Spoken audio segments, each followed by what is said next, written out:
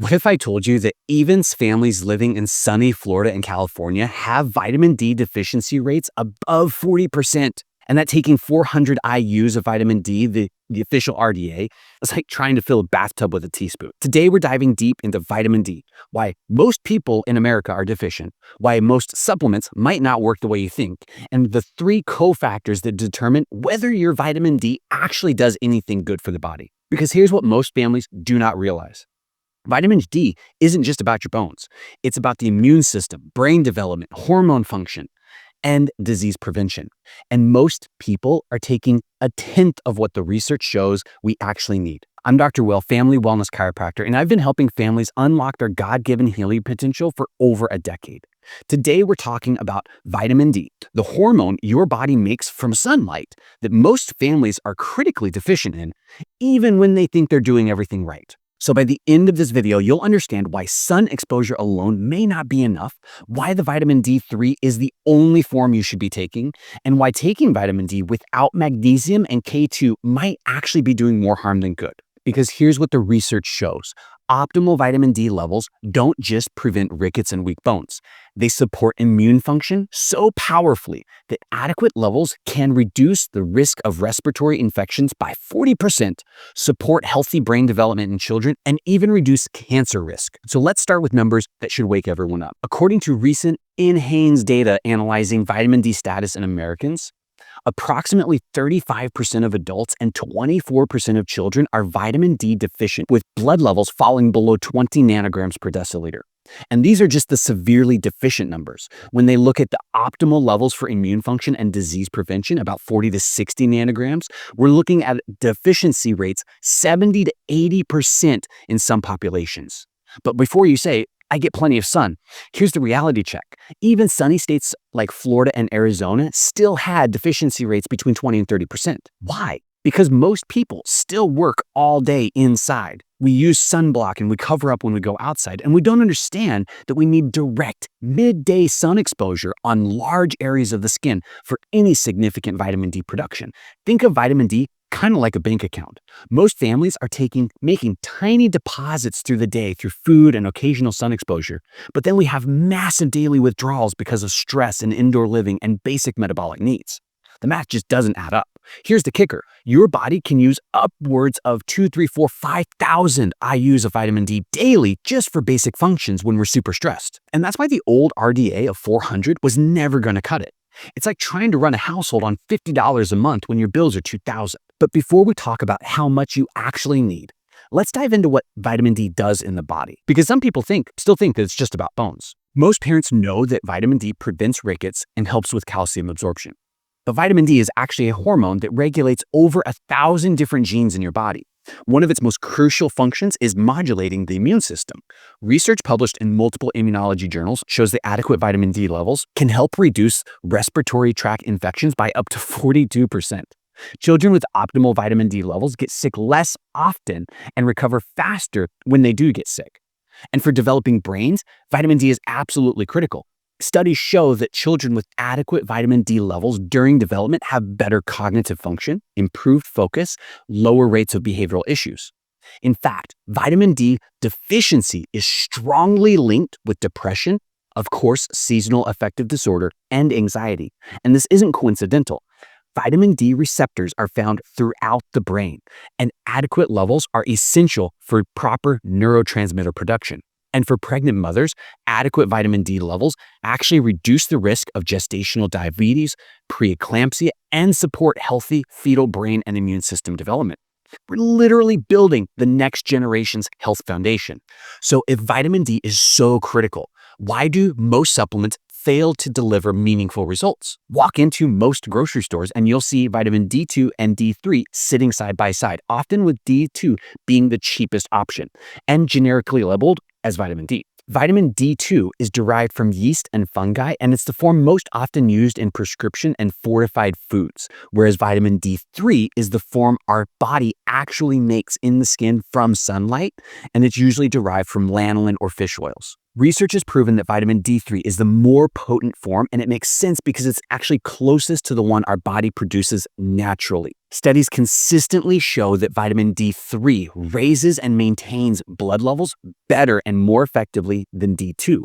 Multiple randomized controlled trials have actually demonstrated that D3 is significantly more effective at raising and maintaining serum 25 hydroxy vitamin D levels compared to the equivalent doses of vitamin D2. And here's what's really interesting. D3 not only raises the blood levels higher, but it maintains those levels longer. D2 levels drop off much more rapidly, meaning you need more frequent dosing to maintain adequate levels. This is why D2 is used for prescription supplementation, but it's not what you should do on a daily basis. Think of D2 as the fake knockoff that looks similar but performs poorly in your body. D3 is the real deal. It's what your body recognizes and uses most efficiently. Unless you have a specific medical reason or were prescribed D2, always choose D3. The research is clear. D3 is more bioavailable, more effective, and better at maintaining optimal blood levels. But even high-quality D3, most people aren't getting the results they expect. That's because D3 doesn't work alone. Taking vitamin D without its essential cofactors is like trying to bake a cake without adding the eggs. You'll get a cake-like product in the end, but it's not as delicious and it's not as fluffy as you want. So here's the 3 things that you should look for. Magnesium. This is key. All of the enzymes that metabolize vitamin D require magnesium, which acts as a cofactor in the enzymatic reactions. So without adequate magnesium, vitamin D remains inactive in the system. Here's the catch. About 50% of Americans are actually magnesium deficient. They're taking vitamin D, but they can't use it because they don't have enough of the cofactor needed to convert it. We all know about K2 now. Vitamin D promotes the production of vitamin K-dependent proteins, which require vitamin K for carboxylation to function properly. And this is why it matters. Vitamin D increases calcium absorption, but K2 tells the calcium where to go, into your bones and teeth, not your arteries and soft tissues.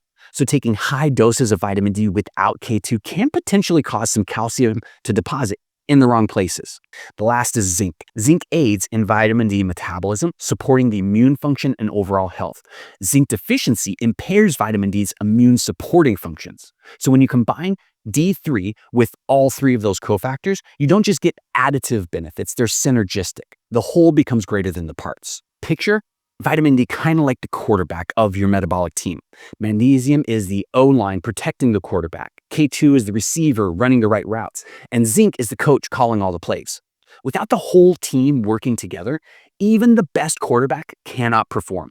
And this is why many people taking a vitamin D supplement don't see dramatic improvements in their health. They're missing some of these cofactors and coenzymes that make vitamin D actually work in the body. So now that we understand the cofactor requirement, let's talk about optimal dosing and testing. Here's something that most doctors won't tell you. The standard vitamin D test measures 25 hydroxy vitamin D, and normal lab ranges are based only on preventing disease. Optimal levels we should be looking for, though. The standard normal range is 20 to 50 nanograms per milliliter. And this is actually what we need for deficiency prevention and disease prevention. What functional medicine often looks for is somewhere between 40 and 70 nanograms per milliliter, and that's what we actually need for proper immune and metabolic optimization. But the research-supported sweet spot, 50 to 80 nanograms. The research says this is the sweet spot for optimal function. So here's some dosing guidelines based on the research. Maintenance for most adults is somewhere between 2,000 and 4,000 IUs daily, depending on the time we spend outside and our level of daily stress. And some adults might actually need upwards of 5,000 a day for therapeutic benefit. This is considered safe for most adults so long as you're monitoring your blood levels or following a prescribed plan. Always make sure you got your cofactors, 400 to 800 milligrams of magnesium, 1 to 200 micrograms of K2, and 15 to 30 milligrams of zinc. I personally do about 5,000 IUs daily year-round, and I'll bump that up during the winter, especially when we're in a stressful season or people around me are getting sick. Get your blood levels tested twice yearly. I'd recommend once late in the summer when your levels are probably at their highest, and one late in the winter when they're probably at their lowest. This gives you a complete picture of what your vitamin D status is doing throughout the year. Some people are vitamin D super absorbers and they need lower doses. Others are really poor converters and they need higher doses. The only way to know is through testing and then adjusting your dosage based on your blood levels. Vitamin D toxicity is a real thing, but it is extremely rare and it's possible with extremely high doses over extended periods. Serum levels over 100 nanograms per milliliter warrant some attention, and this is another reason why testing is important, especially if you're taking a higher dose. Now, you might be wondering, can't I just skip all of this and get more sun? And I'm all about natural approach, but here's the reality about getting adequate vitamin D from sun exposure alone, especially in the modern world. If you live north of Atlanta, Georgia, you literally cannot make enough vitamin D during the winter months, regardless of how much time you spend outside. The sun is just, the angle is too low. To make 1,000 IUs of vitamin D naturally, you need about 20 to 30 minutes of midday sun exposure on 40% of your body without any sunscreen. For most families, that's not happening consistently year-round, especially in the winter. I can't even go outside in the winter without covering up. Most of us work indoors, we wear clothing that covers our skin, and we use sunblock when we're outside because we don't want a sunburn. These are all reasonable choices for skin health, but they dramatically reduce vitamin D production. Smart sun exposure plus supplementation is the most realistic strategies for most. But use high-quality D3 with cofactors as your insurance policy. See, I believe that when God put you together, he did not make mistakes. You're designed to be healthy. He provided free and widely available sunlight as a source of this crucial hormone, but he also gave us the wisdom to know that we're not getting enough and some tools available to support our bodies given our modern lifestyle. So remember this, most families are severely deficient in vitamin D despite thinking we're getting enough. D3 is the only supplement that you probably need to consider, but you need to make sure that you're getting it with magnesium, K2, and zinc as the essential cofactors. Try to find a supplement that includes all of these, or just make sure your multivitamin has an adequate amount. And if you've never done this, testing is crucial. Aim for 50 to 80 nanograms per milliliter on your test. Year-round supplementation is probably necessary for most people, with seasonal dose adjustments depending on where you live and how much time you spend outside. So here's your homework. If you're not currently taking vitamin D3 with some cofactors, start with 4,000 IUs a day, plus 400 milligrams of magnesium, 100 micrograms of K2, and 15 milligrams of zinc. Then get tested in 8 to 12 weeks to see where your levels are. And if you've never had your vitamin D levels tested, or it's been over a year, go ahead and schedule that test now. You can't manage what you don't measure.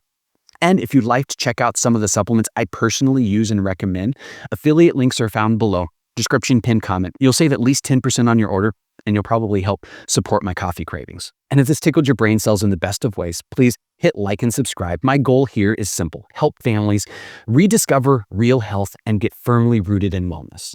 And here's your dad joke for sticking all the way to the end with me. What do you call a sunny vitamin that tells jokes? A pun-drenched delight.